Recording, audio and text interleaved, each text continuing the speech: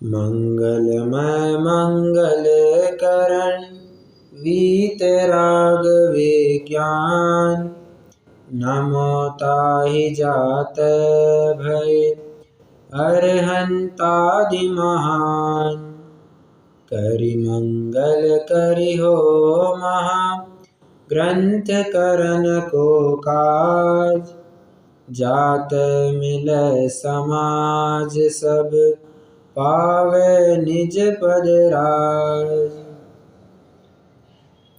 सो निज भाव सदा सुखद अपनो करो प्रकाश।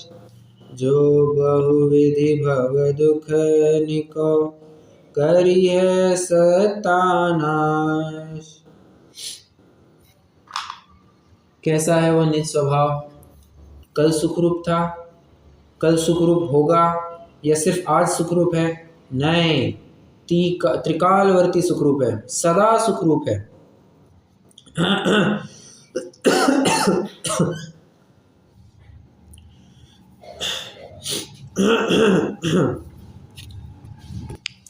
उस सुखरूप अवस्था की प्राप्ति के लिए हमें क्या उपाय बतलाए जाने वाले हैं, उसकी बात पंडित जी साहब कर रहे हैं।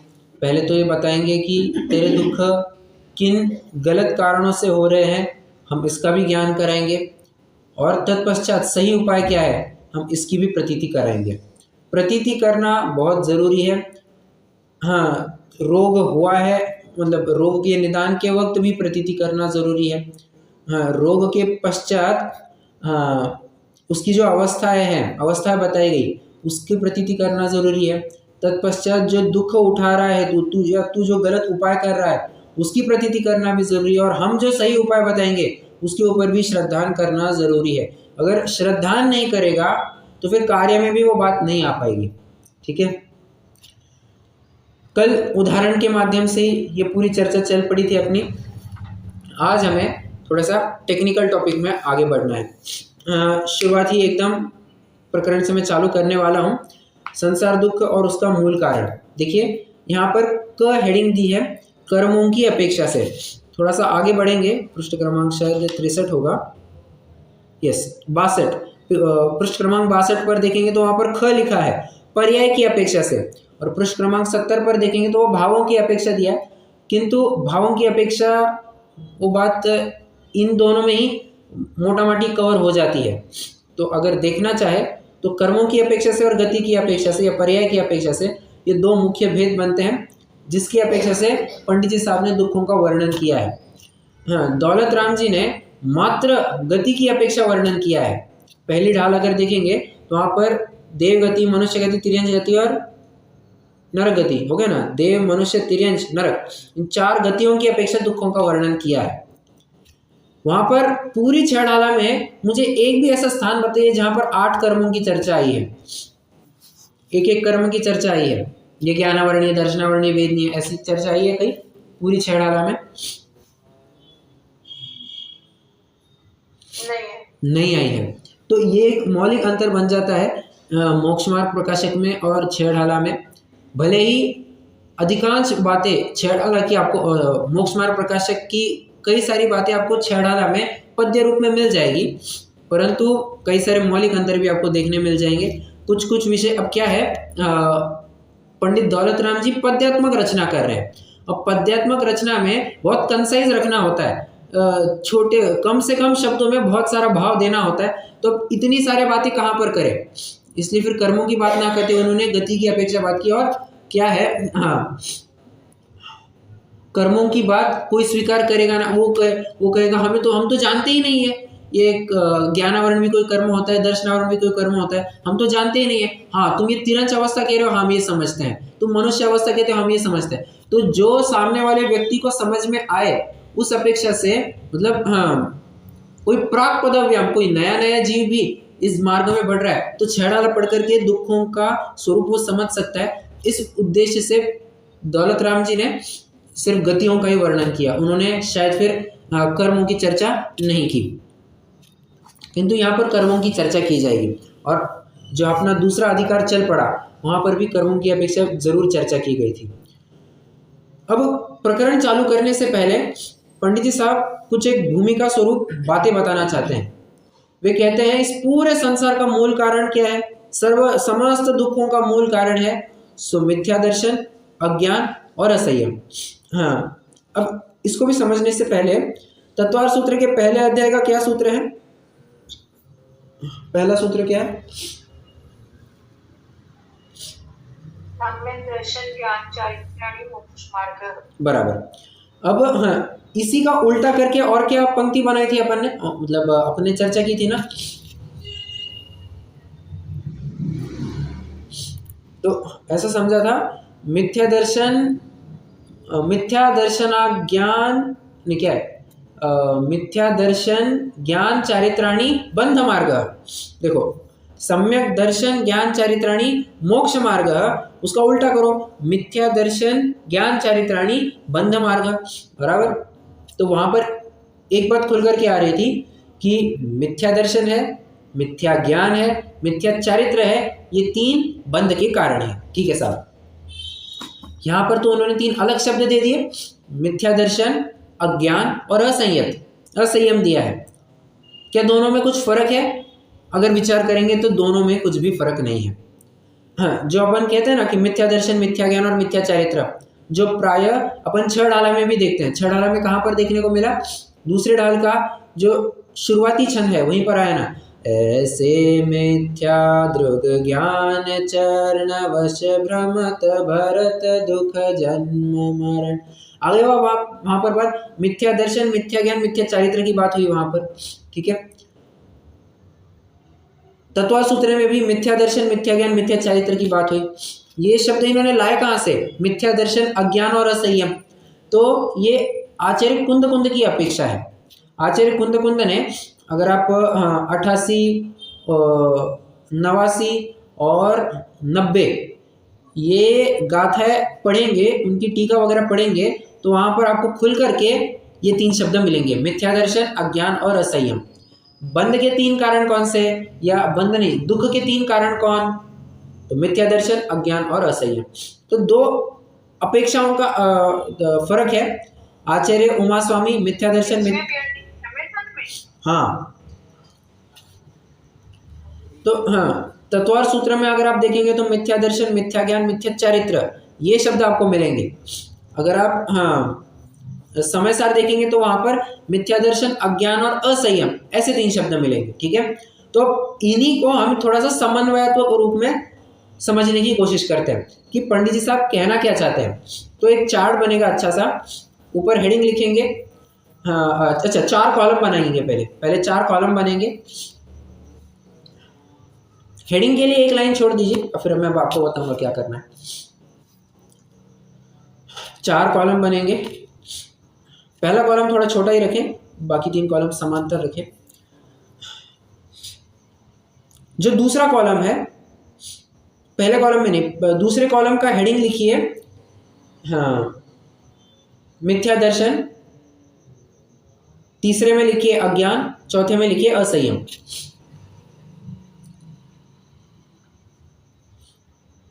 और इन तीनों के ऊपर चाहे तो आप ऐसे ऊपर जाते हुए एरो खींचिए और लिखिए संसार दुख के कारण।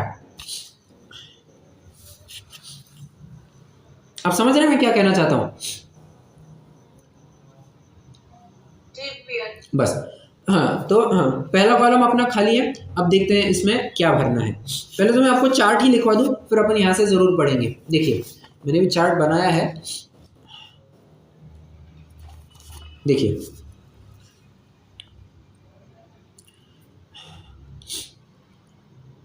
जो पहला कॉलम है वहां पर दूसरी पंक्ति पर लिखिए जो आपका मिथ्या दर्शन, अज्ञान, असंयम है, उस लाइन में नहीं, उसके एक लाइन नीचे लिखिए। एक लाइन छोड़ करके लिखिए, थोड़ा सा स्पेशियस बनना चाहिए, अच्छे से समझ में आना चाहिए। तो वहां पर लिखिए अन्य नाम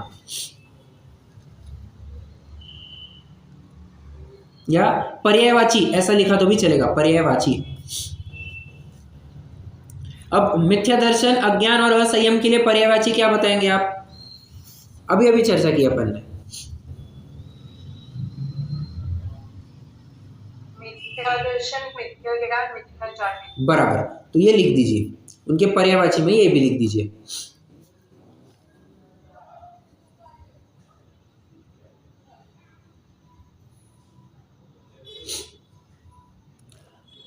ओके, ये हो गया। अब एक लाइन छोड़ करके अगले पॉइंट पर अगला पॉइंट बनाइए। हाँ, पर्यायवाची का ही बनाइए। हाँ, पर्यायवाची डैश टू ऐसा लिखिए, मतलब अलग प्रकार से भी अपन कुछ और पर्यायवाची कहना चाहते हैं। हाँ, या अर्थ बताना चाहते हैं, आप ऐसे भी लिख सकते हैं। हाँ, आप जैसे कंफर्टेबल हो वैसे लिख सकते हैं, कोई दिक्कत नहीं है, अपना कंटेंट बस बराबर होना चाहिए।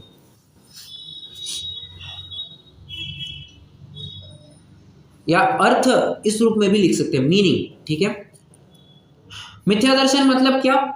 अतत्व श्रद्धा। एक एक शब्द में कंप्लीट करना है ताकि चार्ट बराबर अच्छे से आपको समराइज वे में मिल जाएगा। मिथ्या दर्शन के नीचे क्या लिखेंगे? अतत्व श्रद्धा। हाँ, यहां पर अभी डिस्टिंग्विश मत कीजिए, तत्व अश्रद्धान अलग है और अतत्व श्रद्धान अलग है। यहां पर दोनों को सेम मान करिए। चलिए, मिथ्या दर्शन के नीचे लिखेंगे अतत्व श्रद्धान। अज्ञान के नीचे क्या लिखेंगे? आपको एक शब्द में बताना है, एक या दो शब्द में ही बताना है।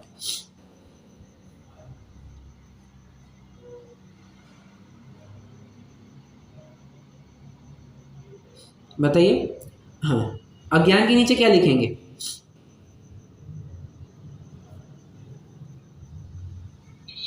यथार्थ प्रतीति न हो।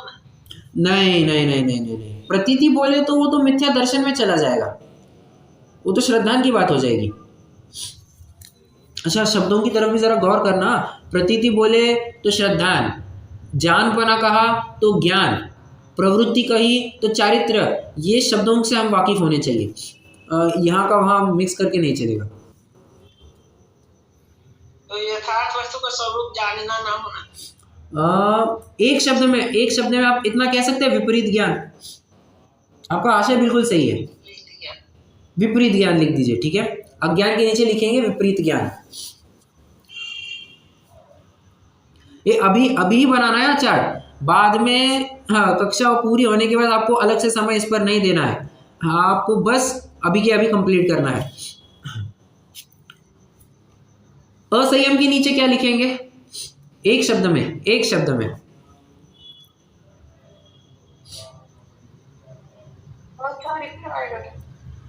अचारित्र। ठीक है, अचारित्र लिख सकते हैं, कोई दिक्कत वाली बात नहीं। अचारित्र लिखिए और ऑब्लिक करके एक और बात लिखिए, कषाय भाव।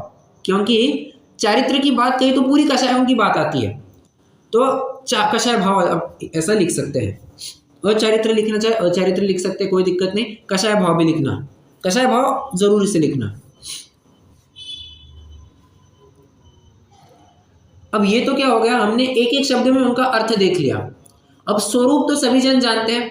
अब एक लाइन में आपको अगर स्वरूप बताना है तो आप स्वरूप क्या बताएंगे मिथ्या दर्शन का? तो वस्तु स्वरूप की अयथार्थ प्रतीति, वस्तु स्वरूप की अयथार्थ प्रतीति। ये अच्छा, पहले कॉलम में आप लिखेंगे स्वरूप, ठीक है, स्वरूप करके लिखिए। और हाँ, मिथ्या दर्शन के नीचे लिखना है वस्तु स्वरूप की अयथार्थ प्रतीति।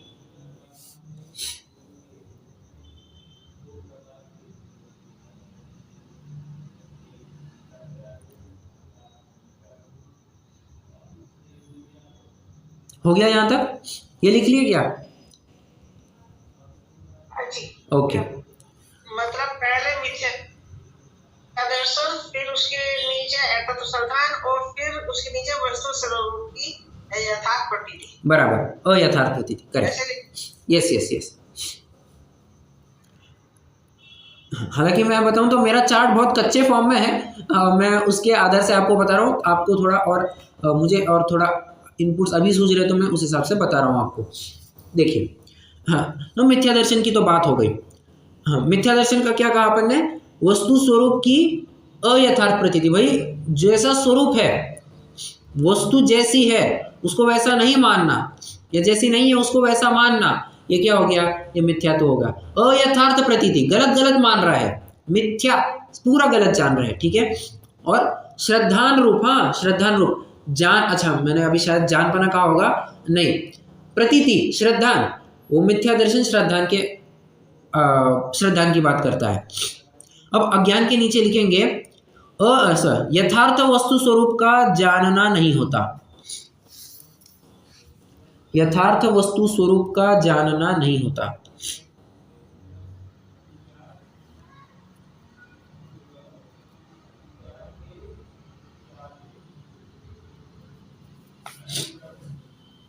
अब यहां पर स्पष्ट रूप से ख्याल में आ रहा है कि ये ज्ञान की बात चल रही है, जानपना कहा है। असंयम में क्या लिखेंगे? अच्छा, अगर किसी को लग रहा है कि ये टाइम पास चल रहा है, टाइम पास नहीं चल रहा है, ये हाँ बहुत अपन सोच विचार करके चार्ट बना रहे हैं ताकि सभी जन सोचे, ठीक है। तो टाइम पास बिल्कुल भी नहीं चल रहा है, थोड़ा टाइम लग रहा है, लगने दो, कोई दिक्कत नहीं है, अपन को कोई जल्दी नहीं है। वस्तु स्वरूप का आचरण नहीं करना। करेक्ट करेक्ट, वस्तु स्वरूप का आचरण नहीं करना, ऐसा लिख सकते हैं, वस्तु स्वरूप के अनुसार नहीं प्रवर्तना। आचरण, प्रवृत्ति, कुछ भी शब्द ले सकते हैं। वस्तु स्वरूप के अनुसार प्रवृत्ति नहीं करना या आचरण नहीं करना, ये लिख दिया। अब एक लाइन छोड़ करके पहले कॉलम में पॉइंट लिखिए, निमित्त।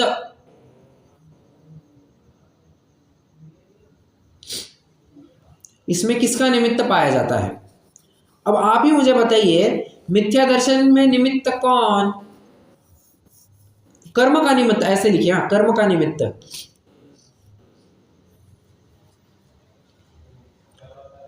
मिथ्या दर्शन में कौन से कर्म का निमित्त जानना?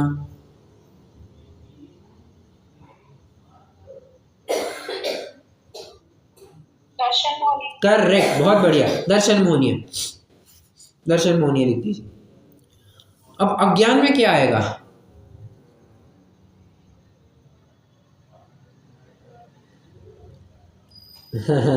पकड़े नहीं जाना, अज्ञान में क्या आएगा?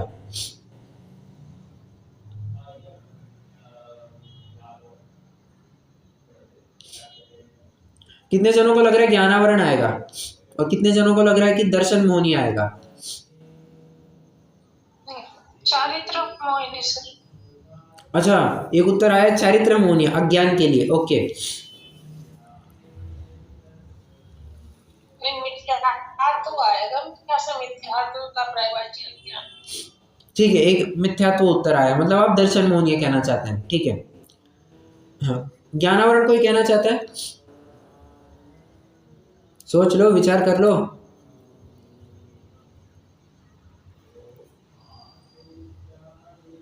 कोई नहीं ज्ञानावरण के लिए, चलिए। हाँ, तो एक उत्तर आया दर्शन मोहनीय, एक उत्तर आया चारित्र मोहनीय। कल्पना जी, चारित्र मोहनीय ये चारित्र गुण का घात करेगा, इसका ज्ञान के साथ कुछ लेना देना नहीं है। जो अपन अज्ञान कह रहे हैं ना, अगर आप पूरे अभी तक के स्वरूप को देखते आए होंगे तो अज्ञान की बात अपन ने ये की है कि विपरीत जानना, और विपरीतता की बात आ गई तो समझ लेना चाहिए पूरा दर्शन मोहनीय का खेल है। यहाँ पर ज्ञानावरण का भी कुछ काम नहीं है। देखो, हाँ, ज्ञानावरण तो क्या करता है, कितना जानना, बाबा कितने द्रव्यों को जानेगा, कितने क्षेत्र की जानेगा, कितने काल की जानेगा, कितने भाव की जानेगा, ये तो ज्ञानावरण तय करता है। परंतु वो ज्ञान कैसा होगा, सम्यक होगा या मिथ्या होगा, उसकी क्वालिटी ये दर्शन मोहनीय तय करेगा। आप नीचे एक और चार्ट बनाइए, एकदम छोटा सा चार्ट बनेगा। हाँ, लिखिए अज्ञान। हाँ, सम्यक तो हो जाएगा तो चारित्र का ज्ञान है जो चारित्र में आता है ना, इसलिए ज्ञान चारित्र में कैसे आया? नहीं, अभी जब सम्यक हो जाता है, प्रकट हो जाता है, तो फिर वो सम्यक यही इंक्रीज होता है ना, ज्ञानावरण, ये ज्ञान ही तो इंक्रीज होता है। अच्छा, ओके ओके, देखिए, हाँ ये जो सम्यक, तो गुड क्वेश्चन, ये जो सम्यक तो हम कह रहे हैं, सम्यक तो के बाद ज्ञान बढ़ेगा। ये ज्ञान बढ़ेगा मतलब, अरे वो तो श्रद्धा की अपेक्षा से अपन ने उसको सम्यक कहा। देखो, जब श्रद्धा विपरीत होती है, मिथ्या श्रद्धान होता है, तब ज्ञान भी मिथ्या ही कहलाता है। और जब श्रद्धान सम्यक हो जाती है तब ज्ञान भी सम्यक हो जाता है। तो हाँ, इस प्रकार से समझना। वहाँ पर कम ज़्यादापना जो आप कह रहे हैं कि उसका ज्ञान बढ़ता है, वो हाँ ज्ञानावरण का क्षयक्षम है। उसका ज्ञान कम ज़्यादा होना ये ज्ञानावरण का पूरा खेल है। और उसका ज्ञान सम्यक है या मिथ्या है ये तय करने वाला वो दर्शन मोहनीय है। समझ में आ रहा है? Yes sir. ओके। अब इसीलिए मैं आपको एक छोटा और चार्ट बनाऊंगी। ये जो अपना चार्ट चल रहा है ना, उसके नीचे आइए, हाँ लिखिए अज्ञान, हेडिंग दीजिए अज्ञान।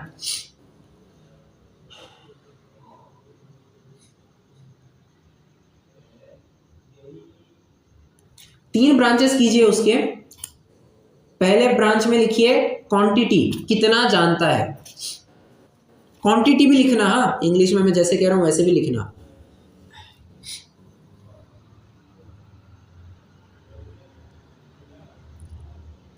अच्छा, अज्ञान नहीं, सिर्फ ज्ञान लिखिए। आई एम एक्सट्रीमली सॉरी, अज्ञान नहीं, हेडिंग है ना वो ज्ञान का कीजिए, ठीक है, ज्ञान का करिए। तो हाँ, कितना जानता है, कितना जानता है, उसके नीचे एरो करके लिखिए ज्ञानावरण।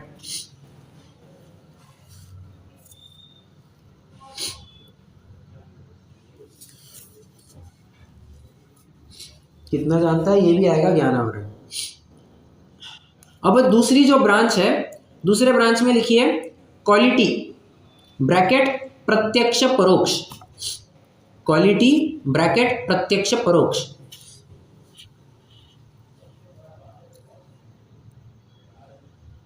क्वालिटी ब्रैकेट प्रत्यक्ष परोक्ष, उसके नीचे एरो करके लिखिए ये किस, अच्छा आप गैस करके बताइए, ये ज्ञानावरण की वजह से है या दर्शन मोहनीय की वजह से? कोई ज्ञान प्रत्यक्ष है या परोक्ष है, ये दर्शन मोहनीय तय करेगा या ज्ञानावरण तय करेगा, उसका कर्म की अवस्था तय करेगी।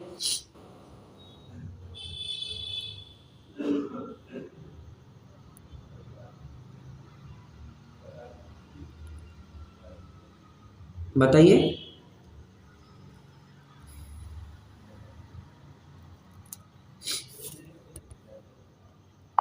क्या करेगी? अरे मैं ये पूछ रहा हूँ, हाँ प्रत्यक्ष परोक्षपना ये ज्ञानावरण की वजह से या दर्शन मोहनीय की वजह से? किसकी वजह से कहेंगे आप? करेक्ट करेक्ट, ज्ञानावरण की वजह से कहेंगे, बराबर। प्रत्यक्ष परोक्षपना है ज्ञानावरण। अब देखिए ना, मुझे केवल मान के चलिए अनंत भगवान है, उनके केवल ज्ञानावरण का अभाव हो गया तो केवल ज्ञान प्रकट हो गया। अब केवल ज्ञान प्रकट हो गया मतलब ये प्रत्यक्ष ज्ञान है, ठीक है। तो प्रत्यक्ष परोक्षपना अपन ये दर्शन मोहनीय के आधार से कभी नहीं कहते हैं, ये ज्ञानावरण के आश्रय से कहते हैं। अब तीसरा जो ब्रांच है, आखिरी वाला, उसमें लिखिए क्वालिटी ब्रैकेट सम्यक मिथ्या। क्वालिटी ब्रैकेट सम्यक मिथ्या। अब ये किसके निमित्त से कहेंगे?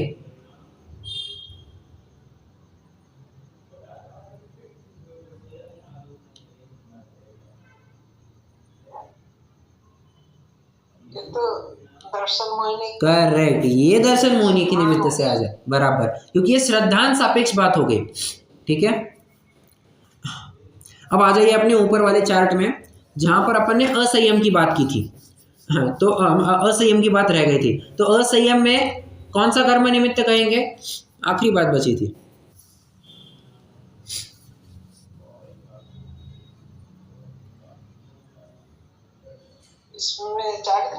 बराबर, इसमें चारित्र मोहनीय आ जाए, ठीक है। इस तरह आपका ये चार्ट पूरा, क्या क्या अज्ञान में क्या लिखा था? दर्शन मोहनीय।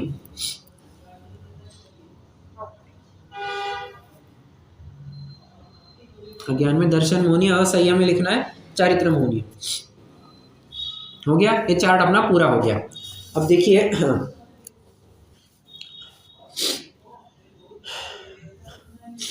अटपटी बात है कि अज्ञान को हमने, मतलब अटपटी क्या कहे, ये तो अपेक्षा का फेर है बस। क्या हो रहा है, ये अपेक्षा का फेर है कि कहीं पर तो हम अज्ञान ज्ञानावरण के निमित्त से कहते हैं, कहीं तो हम अज्ञान दर्शन मोह के निमित्त से कहते हैं। ये कैसे संभव हुआ? सिंपल सी बात है, जब हम औदैहिक अज्ञान की बात करते हैं तब ज्ञानावरण का निमित्त समझना, और जब क्षायक्षमिक अज्ञान की बात करते हैं तो वहाँ दर्शन मोहनी की बात समझना। चूंकि यहाँ पर पूरा प्रकरण संसार के दुख का चल रहा है, और दुख का मूल कारण इन्होंने मिथ्या दर्शन अज्ञान और असंयम बताया है, अवश्य ही आपको यहाँ पर क्षायक्षमिक अज्ञान लेना है, ना कि औदैहिक अज्ञान।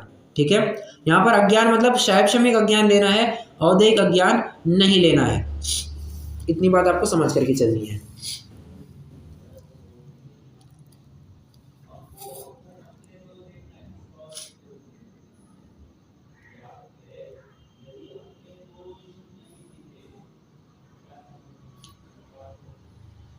ठीक है, देखिए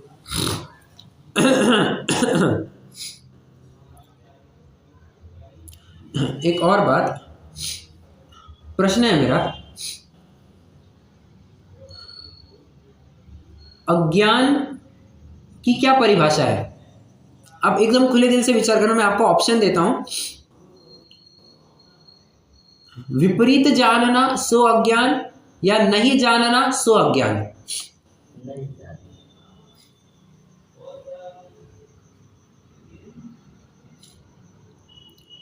आप व्यवहार में तो नहीं सो एक one at a time please.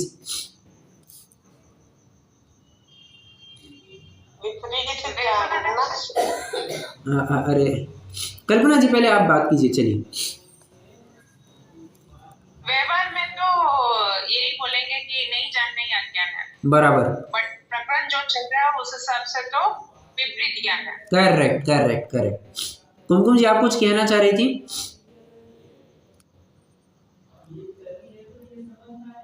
मैं भी विपरीत अज्ञान ही बोला था। Okay, good good. देखिए, प्रकरण संगत बात करनी है। विपरीत जानना सो भी अज्ञान है, और नहीं जानना सो भी अज्ञान है। अब भी बात की थी अपन ने, विपरीत जानना सो क्षायक्षमिक अज्ञान, नहीं जानना सो औदैहिक अज्ञान। अरे सम्यक मिथ्या जो अपन ने बात की है, ये तो दर्शन मोहनी के निमित्त से हुआ।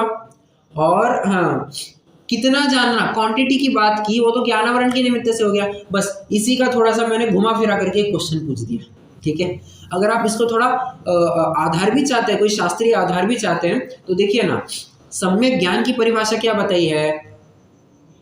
6 ढाला में देखेंगे तो सम्यक ज्ञान की परिभाषा ये बताइए, आप रूप को जान पनो सो सम्यक ज्ञान कला। आप रूप को जान पाना, वहां पर कोई प्रत्यक्ष परोक्ष की बात नहीं कही है, तुम कितना जानते हो उसकी बात नहीं कही है, तुम कैसे जानते हो उसकी बात करी है। तुम सम्यक रूप से जानते हो, मिथ्या रूप से जानते हो, आपको आप रूप जानते हो या पर रूप जानते हो, उस रूप से बात की है। तो अपेक्षा है, जैसा प्रकरण हो वैसा समझना चाहिए। यहाँ पर मैं फिर से दोहरा दूं, अज्ञान का अर्थ आपको औदैहिक अज्ञान नहीं लेना है, क्षायक्षमिक अज्ञान लेना है। मतलब सरल शब्दों में मिथ्यात्व के साथ वाला अज्ञान, मिथ्या ज्ञान लेना है। ठीक है, यहाँ पर अज्ञान मतलब मिथ्या ज्ञान लेना है, नहीं जानने रूप अज्ञान यहाँ पर नहीं लेना है। ठीक है, चलिए अब अपने ग्रंथ में आइए, थोड़ा प्रकरण पढ़ते हैं। अब जो अपन ने चर्चा की थी उसी को यहाँ पर इन्होंने बताया है, मतलब अपनी चर्चा इसी के आधार से है। देखिए, कर्मों की अपेक्षा से वहां सब दुखों का मूल कारण, पृष्ठ क्रमांक 46 पर है, वहां सब दुखों का मूल कारण मिथ्या दर्शन, अज्ञान और असंयम है। जो दर्शन मोह के उदय से हुआ अतत्व श्रद्धान मिथ्या दर्शन है, उससे वस्तु स्वरूप की यथार्थ प्रतीति नहीं हो सकती, अन्यथा प्रतीति होती है। ये सब कुछ कवर हो रहा है क्या अपने चार्ट में? एक एक शब्द कवर हो रहा है क्या? अतत्व श्रद्धान भी अपन ने डाला है, मिथ्या दर्शन भी डाला है अपन ने, वस्तु स्वरूप की यथार्थ प्रतीति नहीं होना ये भी अपन ने डाला है। ठीक है, और दर्शन मोह का निमित्त ये भी अपन ने डाला है। ठीक है, तो सब कवर हो रहा है। हाँ, अन्यथा प्रतीति होती है, तथा उस मिथ्या दर्शन ही के निमित्त से अब मुद्दे की बात आ रही है, जो अपना इतना कन्फ्यूजन चल रहा था ना अज्ञान को लेकर के, उसका निराकरण कर रहे हैं। तथा उस मिथ्या दर्शन ही के निमित्त से क्षयोपशम रूप ज्ञान है वह अज्ञान हो रहा है, उससे यथार्थ वस्तु स्वरूप का जानना नहीं होता, अन्यथा जानना होता है। आगे यहाँ पर भी सारी बातें मिथ्या दर्शन ही के निमित्त से, यहाँ पर उन्होंने ज्ञानावरण के निमित्त से अज्ञान नहीं कहा, मिथ्या दर्शन के निमित्त से अज्ञान कहा। क्यों? ये विपरीत जानने रूप अज्ञान की बात कर रहे हैं, नहीं जानने रूप अज्ञान की बात नहीं कर रहे हैं। ठीक है, नहीं जानने रूप अज्ञान ये ज्ञानावरण के निमित्त से, और विपरीत जानने रूप अज्ञान ये दर्शन मोह या मिथ्यात्व के निमित्त से होता है। ठीक है, ये आप माइंड में फिक्स कर लीजिए, रट्टा मार लीजिए, कुछ भी कीजिए, यहाँ पर कंफ्यूज नहीं होना चाहिए। क्योंकि बड़े बड़े लोग, अच्छे अच्छे लोग इसको नहीं समझ पाते हैं कि यार एक शैक्षणिक अज्ञान क्या है और औदैहिक अज्ञान क्या है, ज्ञानावरण कहाँ पर लगाना और दर्शन मोहनी कहाँ पर लगाना, कुछ नहीं समझते हैं, बस कंफ्यूज होते रहते हैं। तो हमें कंफ्यूज नहीं होना है, इतना आप अच्छे से समझना। देखिए, एक समझने की क्या कहना चाहिए, आइडेंटिफाई करने की भी एक बहुत आसान ट्रिक है। अगर आपको ज्ञान के साथ साथ विपरीतता, ऐसा नहीं, आपको किसी भी वस्तु के साथ विपरीतता ऐसा दिख जाए तो उसके आगे मिथ्या तो ऐसा जोड़ देना, मतलब वो मिथ्यात्व के निमित्त से है। जैसे चारित्र के आगे अपन ने क्या जोड़ा, मिथ्या चारित्र, मतलब समझना यहाँ पर मिथ्यात्व का उदय है, इसकी वजह से वो चारित्र भी मिथ्या चारित्र नाम पा रहा है। हमने कहा मिथ्या ज्ञान, ज्ञान कभी समय मिथ्या होता है क्या? ज्ञान समय मिथ्या नहीं होता, वो तो मिथ्या दर्शन है साथ में, इसकी वजह से हमने ज्ञान को मिथ्या कहा। ठीक है, तो विपरीत ये शब्द आ गया तो समझ लेना यहाँ पर मिथ्यात्व का जोर है। ठीक है, और कम ज्यादापनी की बात आई कि ये कम जानता है, ज्यादा जानता है, या हाँ नहीं जानने रूप की बात है, क्वांटिटी की बात आती है, तो वहां पर समझना चाहिए कि ये ज्ञानावरण की बात आ रही है। ठीक है, हाँ, तथा चारित्र मोह के उदय से हुआ कषाय भाव, उसका नाम असंयम है, उससे जैसे वस्तु स्वरूप है वैसे नहीं प्रवर्तता, अन्यथा प्रवृत्ति होती है। आगे यहाँ पर भी सारी बातें, चारित्र मोहनीय का शब्द लिया अपन ने, कषाय भाव ये शब्द लिया, और वस्तु स्वरूप जैसा है वैसे प्रवर्तता नहीं है, ये भी अपन ने कवर कर दिया। ठीक है, और अपन ने मिथ्या चारित्र ये शब्द भी ले ही लिया है। इस प्रकार ये मिथ्या दर्शनादिक है, वे ही सर्व दुखों का मूल कारण है। किस प्रकार, सो बतलाते हैं। अब देखिए थोड़ी अटपटी बात आएगी। हाँ, जितने भी प्रकरण चलेंगे यहाँ पर, ज्ञानावरण, दर्शनावरण, वेदनीय, मोहनीय, अंतराय, आयु, नाम और गोत्र, इनकी जितनी भी चर्चा चलेगी, इनमें सब जगह आपको एक इन्फ्रेंस दिया जाएगा, क्या? इन सब दुखों का मूल कारण मिथ्यात्व जानना। सर्वत्र ज्ञानावरण की भी चर्चा करेंगे, कहेंगे इन सब दुखों का मूल कारण मिथ्यात्व जानना। क्या कहते हैं अपना, वेदनीय की चर्चा करेंगे, वेदनीय की तो चर्चा अपन कर ही चुके हैं, वहां पर तो मोहनी की बात आ ही जाती है। नाम कर्म की भी चर्चा करेंगे, इन सब दुखों का मूल कारण मोहनीय एकमात्र कर्म जानना।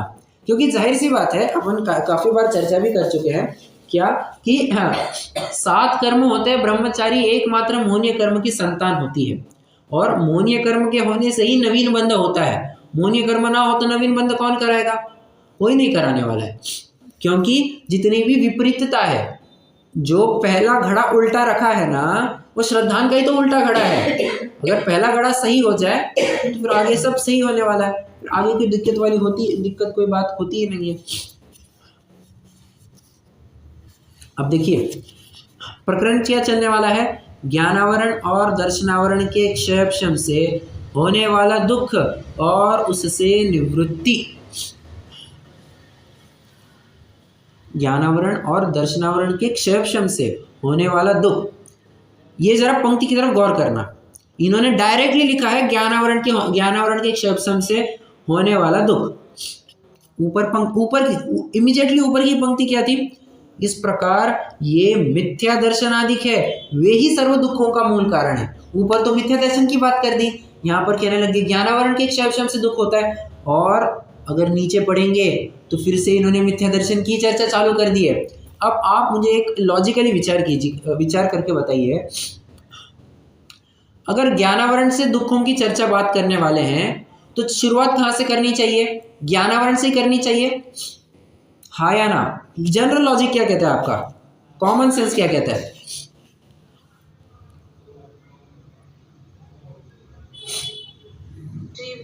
ज्ञानावरण से चालू करना चाहिए था कि इसके मति ज्ञान से ये अवस्था पाई जाती है, श्रुति ज्ञान से ये होता है, अवधि ज्ञान से ये होता है। वहां से चालू ही नहीं किया, वो तो दूसरे पैराग्राफ में ले लिया। पहले पैराग्राफ में तो पूरी की पूरी मिथ्या दर्शन की चर्चा कर ली है कि ये मिथ्या दर्शन की वजह से ये जीव स्व पर का भेद ज्ञान नहीं कर पाता है। मिथ्या दर्शन की बात किया उन्होंने। इसलिए आप पढ़ते वक्त भी ना ऐसे पढ़ सकते हैं, आपको अलग से हेडिंग में कुछ काटा छाटी नहीं करनी है, पढ़ते वक्त आपको ऐसे पढ़ना है। ज्ञानावरण और दर्शनावरण के क्षेपशम में जो मोहनीय होता है उससे होने वाला दुख और उससे निवृत्ति। क्या कहा मैंने? फिर से, ज्ञानावरण और दर्शनावरण के क्षेपशम में जो मोहनीय से होने वाला दुख है उससे निवृत्ति। ठीक है, मतलब अब और हर ये बात है ना हर जगह लगाना। मोहनीय में तो लगेगा ही, वेदनीय में लगेगा, अंतराय में लग जाएगा, नाम गोत्र आयु सब जगह पर लगाना, सब जगह पर। ठीक है, एक वैसे ही जाते जाते चर्चा करना चाहूँगा। समय सार में एकदम आराम से चर्चा चल रही थी और अचानक से आचार्य देव बोल पड़े कि ज्ञान यह बंध का कारण है। ज्ञान यह बंध का कारण है, कैसे कह दिया?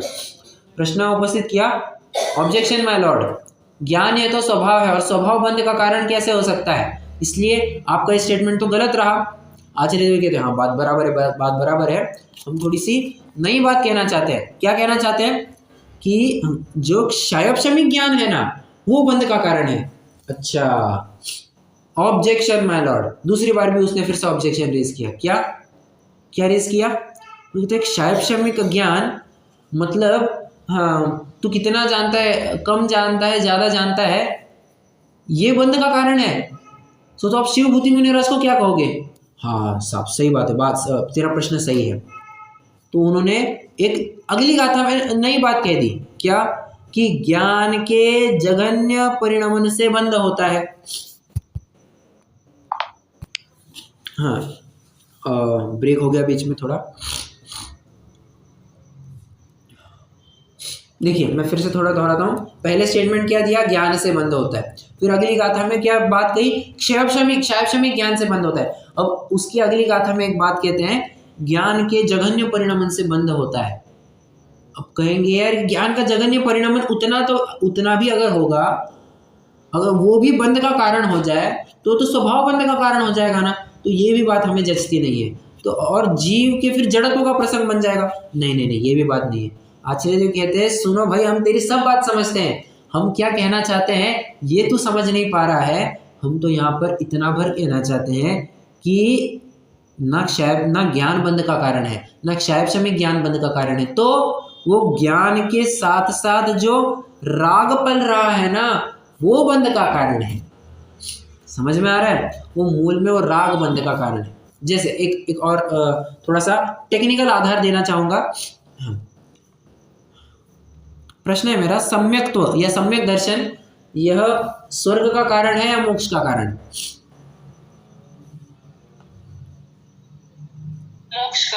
मोक्ष का कारण है। तत्वार सूत्र के 6वें अध्याय में एक सूत्र मिलता है जहां पर उन्होंने कहा है कि हाँ देव आयु का बंध कैसे होता है। तो एक सूत्र मिला सम्यक्त्वम च, मतलब सम्यक्त्व से देव आयु का बंध होता है। क्या कह रहे हैं? एक जगह आप पहले ही सूत्र में कह करके आए कि सम्यक दर्शन ज्ञान चारित्रणी मोक्ष मार्ग, ये तो मोक्ष मार्ग है। और आपने अभी क्या कहा कि देव आयु का बंध सम्यक्त्व से होता है। ये बात हमें कुछ समझी नहीं। तो वहां पर आचार्य देव कहते हैं भले आदमी, सम्यक्त्व तो मोक्ष ही का कारण है। उस सम्यक्त्व के साथ साथ जो शुभ राग पल रहा है ना वो देव आयु के बंध का कारण है। बस हमने उपचार कर दिया कि शुभ राग को हमने सम्यक्त्व में जोड़ दिया और हमने कह दिया कि ये सम्यक्त्व ही स्वर्ग का कारण है, देव आयु के बंध का कारण है। समझ में आ रहा है? तो इसी प्रकार से यहाँ पर भी बात लगा लेना। वो तो ज्ञान बंध का कारण नहीं है, ज्ञान के साथ साथ जो राग पाया जा रहा है वो बंध का कारण है। ठीक है, ये अपनी मोटा मोटी भूमिका के स्वरूप की चर्चा हुई। कल से अपन इस प्रकरण को प्रारंभ करेंगे, ज्ञानावरण और दर्शनावरण के क्षय से होने वाला दुख और उससे निवृत्ति। ठीक है, अभी के लिए कोई प्रश्न हो तो जरूर पूछ सकते हैं। तो अभी अपन जिनवाणी स्तुति करेंगे।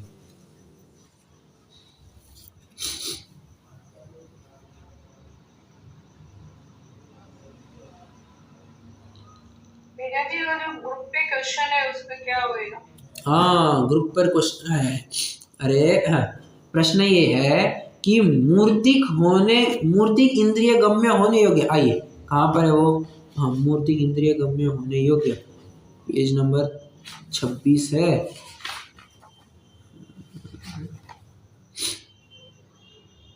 एक मिनट, मैं पेज निकाल लूँ वो।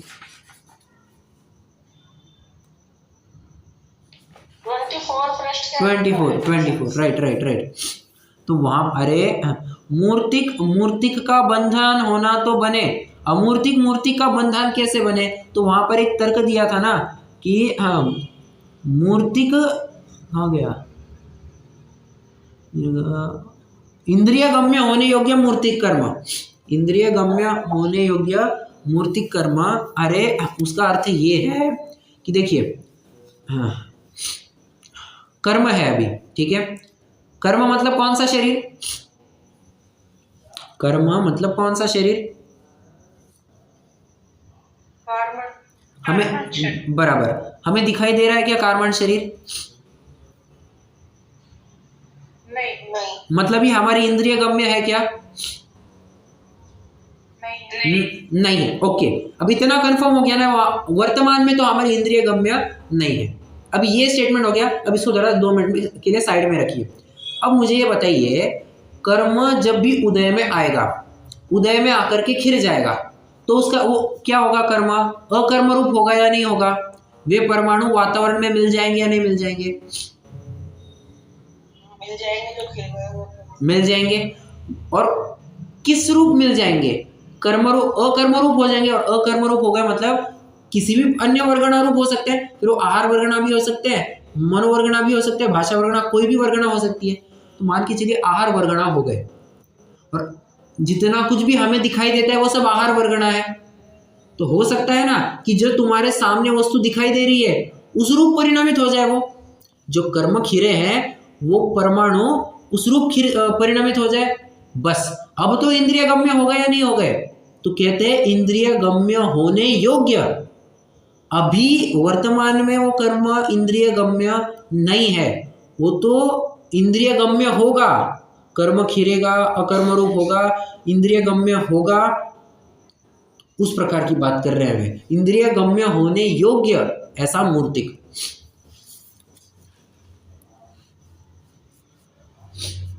क्लियर नहीं है सर। क्लियर नहीं है।